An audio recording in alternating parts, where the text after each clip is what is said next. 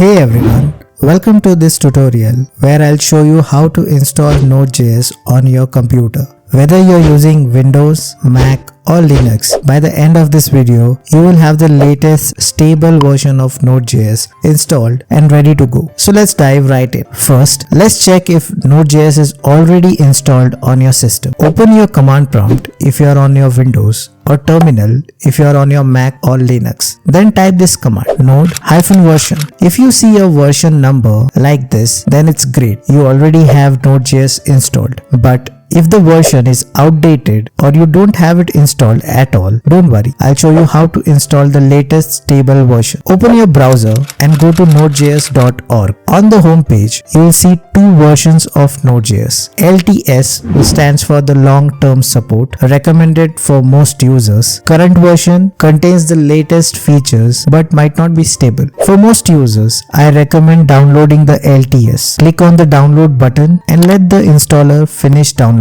Once the download is complete, open the installer and follow these steps. Click continue, accept the terms and conditions, click install, and that's it. The installation will take just few seconds. Let's verify that Node.js is installed correctly. Go back to your terminal or command prompt and run node-version. You now have the latest stable version of Node.js installed. It's time to build your very own Node.js application. Stay tuned for the next video. I'll guide you step by step through creating your first Node.js app. If you found this video helpful, don't forget to like, subscribe and hit the bell icon so you don't miss out any updates. See you in the next video.